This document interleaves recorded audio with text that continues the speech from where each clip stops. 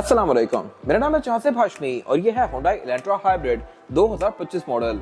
Elantra की Asia Pakistan में recently launch की गई है और Hyundai हमेशा ही अपनी कैटेगरी में डिफरेंट गाड़ियां निकालता है। अब जैसे कि अगर इस गाड़ी की बात की जाए तो Elantra की जो पुरानी शेप थी वो अपनी कैटेगरी में पहली 2000 सीसी गाड़ी थी। उससे पहले ग्रैंडी और सेविक 1800 थी। इसी तरह ये गाड़ी अपनी कैटेगरी में पहली 1600 सीसी गाड़ी है जो कि हाइब्रिड है। सेडान पाकिस्तान में कोई भी हाइब्रिड नहीं आ रही, इसलिए ग्राउंड ब्रेक किए हैं। इसके अलावा अगर सोनाटा भी देखें तो पहली गाड़ी थी पाकिस्तान में जो कि 25 सीसी लोकली प्रोड्यूस हो रही थी।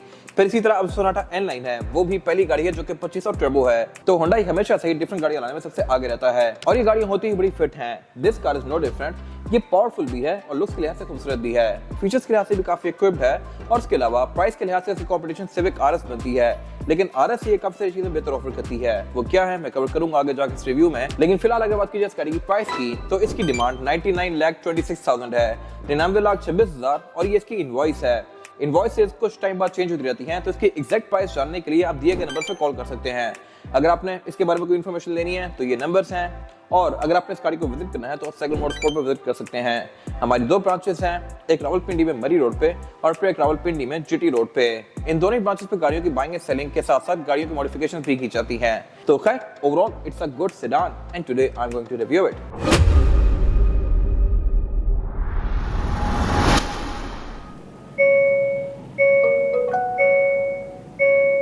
Let's start with the exterior of this car। वैसे मैं हर रिव्यू गाड़ी के फ्रंट से शुरू करता हूँ इस एंगल से, लेकिन इस गाड़ी की वीडियो मैंने शुरू बैक से इसलिए किया क्योंकि फ्रंट मेरे ख्याल से इस गाड़ी का बिल्कुल भी खूबसूरत नहीं है। आपकी इस बारे में क्या राय है कमेंट सेक्शन में मेंशन कीजिएगा। फीचर्स के लिहाज से ये गाड़ी डिसेंट है, बट लुक्स के लिहाज से मेरे ख्याल से फ्रंट इसका बेहतर हो सकता था। बैक बहुत फंकी और फ्यूचरिस्टिक है, फ्रंट थोड़ा क्लासिक लुक के साथ है। करेक्ट लाइंस यहाँ पे काफी स्ट्रॉन्ग दी गई हैं। हेडलाइट्स की फीचर्स के लिहाज से डिसेंट हैं, इस तरह से कि डे और नाइट को सेंस करके ऑटोमेटिकली ऑन और ऑफ होती हैं और इनके ऊपर ही काफी मैसेज भी दी गई हैं। पेट्स के फ्रंट पे ग्रिल काफी बड़ी है और ये ब्लैक ही है। बेशक आप व्हाइट गाड़ी लें तब ये ब्लैक होगी और इसके अलावा नीचे यहाँ पे इसके इंडिकेटर्स दिए गए हैं। बाकी फीचर्स के नाम पे फ्रंट पे इसमें पार्किंग सेंसर्स हैं और अगर बात की जाए साइड प्रोफाइल की तो इसके जो हेडलाइट्स हैं ये काफी साइड से कंटिन्यू करी हैं। फिर इसके अलावा इस गाड़ी में भी Hyundai की मोस्टली गाड़ियों की तरह काफी सारी विंड टनल्स दी गई हैं।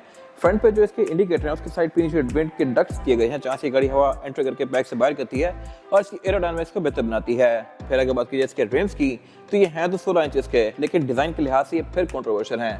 पहले Elantra जो पाकिस्तान में लॉन्च की गई थी उसके रिम्स भी शुरू में अजीब से थे और उस पर काफी सारा क्रिटिसिज्म आया, जिसके बाद Hyundai ने उन रिम्स को चेंज कर दिया और फिर Elantra की मार्केट थोड़ी बेहतर होना शुरू हो गई। अब इस गाड़ी में मेरे ख्याल से रिम्स थोड़े से अजीब हैं, ये बेहतर हो सकते हैं ये ग्रे कलर में और मल्टी स्पोक हैं, बट मेरे ख्याल से डिजाइन बेहतर हो सकता है। गाड़ी के लुक्स काफी एग्रेसिव हैं, ट्रिम थोड़े से ओल्ड स्कूल लग रहे हैं। फिर इसके अलावा अगर बात कीजिए साइड मिरर की तो ये रिट्रैक्टेबल हैं, एडजस्टेबल हैं और ऑब्वियसली इनमें ऑटो का फीचर भी आता है और इसमें करेक्टर लाइंस काफी स्ट्रॉन्ग दी गई हैं। ऐसी करेक्टर लाइंस बहुत सारी नई गाड़ी में आने लग गई हैं। अब Peugeot की साइड पे भी इसी तरह की शॉर्ट करेक्टर लाइंस देखेंगे, इसमें भी दी गई हैं और गाड़ी की लुक्स को ये बड़ा स्टैंड आउट करवाती हैं as compared to any other cars.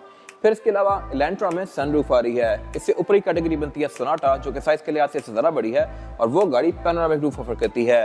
बाकी यहाँ पे सब कुछ ऑलमोस्ट ब्लैक्ड आउट है, जैसे इसके विंडोज के आसपास सिल्वर कलर की फ्रिल्स दी गई हैं और इसके अलावा इसमें स्मार्ट एंट्री भी आती है ड्राइवर और पैसेंजर दोनों के पास। यही बाहर से गाड़ी को लॉक अनलॉक कर सकता हूँ। ग्राउंड क्लियरेंस के लिहाज से ये गाड़ी डिसेंट है, एंट्री और एग्जिट भी इस गाड़ी में आसान है और इसके अलावा इसमें एक और चीज अच्छी है वो ये है कि ड्राइवर की सीट इस गाड़ी में इलेक्ट्रॉनिकली एडजस्टेबल है, उसमें लंबा सपोर्ट भी आता है। ये चीज न सिविक ऑफर करी है न ग्रैंडे। Elantra इस लिहाज से आगे है और इसकी सीट्स और भी इंटरेस्टिंग हैं, इस तरह से कि हीटेड के साथ साथ वेंटिलेटेड भी हैं। वो सब मैं कवर करूंगा आगे जाके। और अगर बात की जाए इस वाले एरिया की तो ये काफी हद तक सोनाटा से इंस्पायर्ड है। फ्रंट लाइंस यहाँ पे काफी हद तक सोनाटा जैसी ही दी गई हैं, लेकिन थोड़ी छोटी हैं ऑब्वियसली क्योंकि गाड़ी साइज के लिहाज से भी छोटी है। रेयर डोर्स का अच्छा खासा लंबा है, इतने लंबे डोर्स लॉन्ग व्हील बेस वाली मर्सिडीज वगैरह में आते हैं। आई एम नॉट श्योर व्हाई, हालांकि एंट्री की जगह इसमें उतनी है जितनी की आम गाड़ियों में होती है। फिर इसके अलावा बैक पे ये कुछ फ्रिल्स वगैरह दी गई हैं, शॉप एंटीना आता है और इसके अलावा फ्यूल टैंक भी इसका यही लेफ्ट साइड पे है जो कि आपको एक फुल टैंक में तकरीबन 8 से 900 तक की रेंज प्रोवाइड कर सकता है क्योंकि ये गाड़ी हाइब्रिड है। और अब अगर बात की जाए इस गाड़ी के सबसे बेस्ट एरिया की तो वो है इसकी बैक। टेल लाइट्स में काफी अग्रेसिव दी गई हैं जो कि एंड टू एंड कंटिन्यू करती हैं और ये हैं भी काफी स्लीक सी। मोस्टली नई Hyundai की गाड़ियों में भी ये ऐसी ही आ रही हैं, सोनाटा में भी ऐसी ही हैं। और इसके अलावा इसका ट्रंक अनलॉक को जो है ये यहाँ पे दिया हुआ है, ये पावर नहीं है बट ट्रंक कैपेसिटी के लिहाज से ये गाड़ी बहुत डीप है। यहाँ पे 4 से 5 लोगों का लगेज आप इजीली एडजस्ट कर सकते हैं, लेकिन एक चीज यहाँ से निकाल दी गई है और वही है कि इसके रेयर बेंच ना स्प्लिट के साथ हैं ना फोल्डेबल हैं। पिछली Elantra की आप पिछली सीटें फोल्ड करके उसकी ट्रंक कैपेसिटी को ज़्यादा स्पेशियस बना सकते थे, इसमें वो फीचर नहीं है। बाकी इसकी ट्रंक डिग्गी ऊपर से ये सारी चीजें काफी वेल इंसुलेटेड हैं। बैक पे इसमें नीचे यहाँ पे स्पेयर टायर भी दिया गया है, जो कि मोस्टली हाइब्रिड कार्स में नहीं होता क्योंकि उनमें यहाँ पे बैटरी पैक आता है, बट इसमें काफी बड़ी सारी व्हील रखने की जगह दी हुई है। तो ये मेरे ख्याल से पाकिस्तान के हिसाब से डिजाइन की गई है एग्जैक्टली। और इसके अलावा बैक पे एग्जॉस्ट की खास टिप्स नहीं दी गई। इससे अगर आप एक कैटेगरी ऊपर जाते हैं सोनाटा पे, तो उसमें बैक पे क्वाड एग्जॉस्ट आते हैं। परफॉर्मेंस फिगर्स के लिहाज से भी ये गाड़ी बहुत तेज है, उसका मैंने डिटेल रिव्यू ऑलरेडी किया हुआ है। बाकी बैक पे इसमें फीचर्स के नाम पे पार्किंग सेंसर्स दिए गए हैं, रिफ्लेक्टर्स आते हैं, ओवरऑल बम्पर के लुक्स भी काफी एग्रेसिव हैं। इसके अलावा यहाँ कुछ खास है नहीं। इसके बाद अगर बात की जाए इस गाड़ी के इंटीरियर की, तो ये भी काफी इंप्रूव कर दिया गया है कंपेयर टू पहले वाली इलेंट्रा। पहले वाली इलेंट्रा इंटीरियर के लिहाज से थोड़ी सी बोरिंग थी, जिसकी वजह से उसकी मार्केट इतनी ज्यादा बन नहीं पाई, बट ये गाड़ी उस तरह की नहीं है। इसका इंटीरियर मेरे ख्याल से ग्रैंड या सिविक वगैरह से भी बेहतर है, क्योंकि यहाँ पे काफी सारी लेयर्स दी गई हैं, बहुत ज्यादा फीचर्स दिए गए हैं, ओवरऑल बिल्ड क्वालिटी भी बेहतर है। और उसके अलावा और भी काफी सारी चीजें यहाँ पे इसकी जो कि इसकी प्राइस को जस्टिफाई करती हैं, वो सब मैं कवर करूंगा आगे जाके। फिलहाल अगर बात की जाए हाइलाइट्स की, तो इसके इंटीरियर में दो टोन्स आती हैं, एक तो ये ऑल ब्लैक और फिर इसमें ब्लैक विद सेज ग्रीन, वो वाला इंटीरियर भी आता है। मेरे ख्याल से ये इंटीरियर ज्यादा बेहतर है। सेज ग्रीन वाली गाड़ी का मैंने रिव्यू किया हुआ है, जो कि आप जाकर मेरे पेज पे देख सकते हैं। बाकी अगर बात की जाए स्टीयरिंग व्हील की, तो ये लुक्स के लिहाज से काफी हद तक हुंडई के बाकी स्टीयरिंग से मिलता जुलता है, लेकिन ये सेम पहले वाला नहीं है, ये रीडिजाइंड है ये मल्टीमीडिया वाला स्टीयरिंग, और इसके अलावा ये टिल्ट एंड टेलीस्कोपिक है। फिर इसके अलावा अगर बात कीजिए हेडलाइट की कंट्रोल की, तो ये ऑटोमेटिक है, ये डे और नाइट सेंस करके ऑटोमेटिकली ऑन और ऑफ होंगी, और इसमें रेड फॉग भी दी गई है।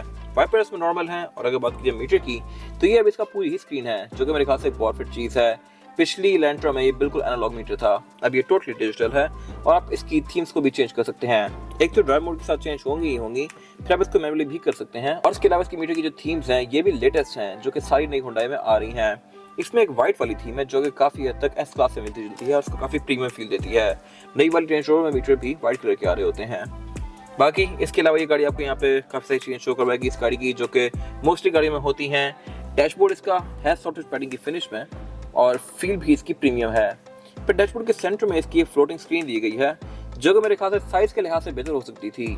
अब मोस्टली गाड़ियों की स्क्रीन काफी बड़ी आ रही हैं, लेकिन ये छोटी सी है, बट इसका इंटरफेस अच्छा है और इसमें फीचर भी अच्छे हैं। इसमें Bluetooth, aux, navigation, USB, Android Auto, Apple CarPlay सब आता है। गाड़ी की फीचर्स को भी आप काफी हद तक यहाँ से ऑन और ऑफ कर सकते हैं। और इसके अलावा फिर नीचे इसके ये नॉर्मल एयर वेंट्स वगैरह दिए गए हैं, और उससे नीचे इसका सबसे इंटरेस्टिंग एरिया दिया गया है, वो है क्लाइमेट कंट्रोल वाला।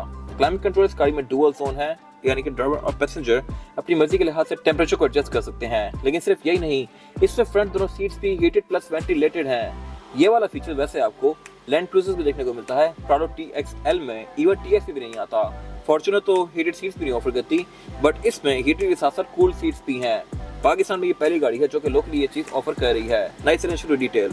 उससे नीचे यहाँ पे इसका वायरलेस चार्जर दिया गया है, पावर आउटलेट्स दिए गए हैं, स्टोरेज के लिए छोटा मोटा एरिया दिया गया है, और इसका गेयर सिलेक्टर दिया गया है। इसमें जो गेयर सिलेक्शन है वो है PRND, और इसको आप स्पोर्ट्स में करके मैनुअली भी चला सकते हैं इस तरह से। तो ये मेरे ख्याल से एक अच्छी चीज है। फिर इसके अलावा इसकी पार्किंग ब्रेक को भी अब इलेक्ट्रॉनिक कर दिया गया है, और अब सिर्फ ग्रैंड ही रह गई जिसकी पार्किंग ब्रेक नॉर्मल है, बाकी सिविक और इसमें ये इलेक्ट्रॉनिक कर दी गई। और इसके अलावा इसमें फिर कैमरा सेटअप भी आता है बैक पे, तो उसको आप यहाँ से ऑन ऑफ कर सकते हैं। फ्रंट पे गाड़ी कैमरा ऑफर नहीं करती, ना ही इंटीरियर में, अगर होते तो मेरे ख्याल से बेहतर था।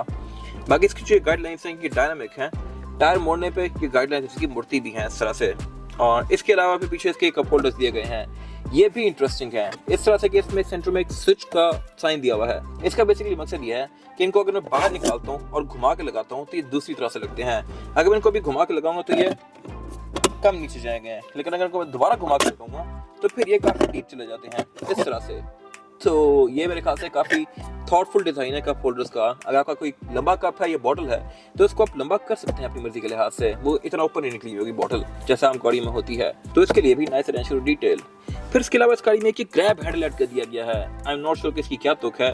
अगर ये गाड़ी 4x4 होती या कोई बड़ी ऐसी हुई होती तो फिर मेरे ख्याल से इसकी सेंस बनती, बट इलेंट्रा जैसी गाड़ी में इतना बड़ा ग्रैब हैंडल देने की मेरे ख्याल से खास तुक नहीं है। ये सिर्फ डिजाइन के लिए ही दिया गया है, और हर किसी के इस पे अपनी ओपिनियन है। मेरे ख्याल में लुक्स के लिहाज से ये ठीक है, बट अगर ना हो तो मेरे ख्याल से ज़्यादा बेहतर था। बाकी इसके अलावा इसके पीछे पे ये सेंटर कंसोल दिया गया है, जो कि स्पेस के लिहाज से ठीक है। और अगर बात की जाए सीट्स की, तो जैसा मैंने बताया ये वेंटिलेटेड भी हैं और हीटेड भी हैं। ये परफोरेटेड हैं, इसमें पंच होल्स दिए गए हैं जहाँ से यहाँ पे हवा थ्रो करेंगी। ड्राइवर की सीट की तो ये इलेक्ट्रॉनिकली एडजस्टेबल भी है और इसमें लंबा सपोर्ट भी है। फिर इसके अलावा इसकी जो वेंटिलेटेड सीट्स हैं ये हवा बाहर की तरफ शो करती हैं, कुछ गाड़ियों की सीट्स अंदर की तरफ सक करती हैं। मेरे ख्याल से ये डिज़ाइन ज़्यादा बेहतर है। और अगर बात की जाए डोर्स की, तो ये पूरे ही ब्लैक हैं। सेज स्क्रीन रूम वाली गाड़ी में ये वाले एरिया स्क्रीन आते हैं। विंडोज में चारों ही पावर्ड हैं, और इसके अलावा ड्राइवर की विंडो सिंगल टैप वाली भी है। साइड मिरर रिट्रैक्टेबल है। और इसके अलावा अगर बात कीजिए वैनिटी मिरर्स की, तो ये ड्राइवर और पैसेंजर दोनों के लिए दिए गए हैं। लाइट्स इनमें आप मैनुअली ऑन करेंगे इस तरह से। फिर इसके अलावा कैमरा एक्सिस की हेलोजन वाली है, जो कि अगर मेरे ख्याल से एलईडी होती तो ज़्यादा बेहतर थी।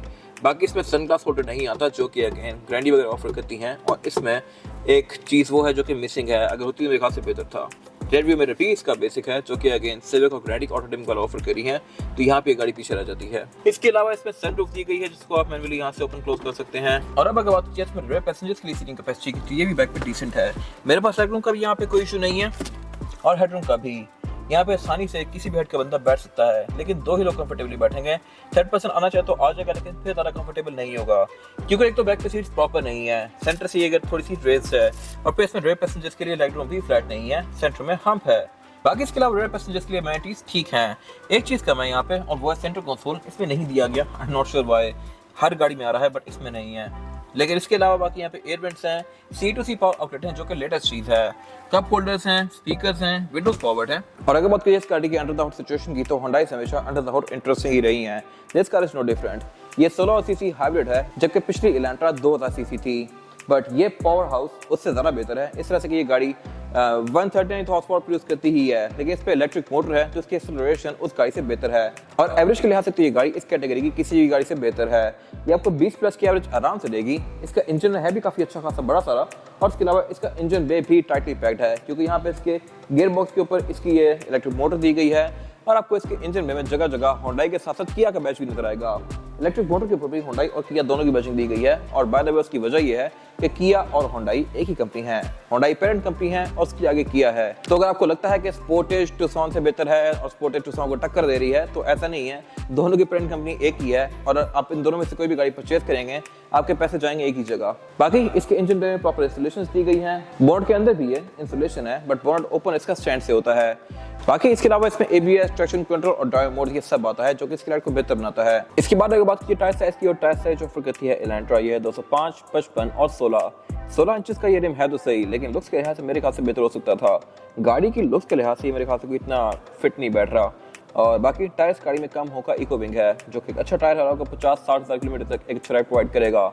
फिर इसके अलावा इसमें ऑल व्हील डिस्क ब्रेक दी गई है। ये था आज का रिव्यू। अगर आपको ये रिव्यू पसंद आया है तो इस रिव्यू को लाइक कीजिए, मेरे चैनल को सब्सक्राइब कीजिए, और अगर आपके पास इस गाड़ी से रिलेटेड कोई भी राय है तो उसको कमेंट सेक्शन में शेयर जरूर कीजिएगा, ताकि वो लोग जो ये गाड़ी लेने वाले हैं वो आपकी राय से फायदा उठा सकें। अपना ख्याल रखिएगा। Thank you.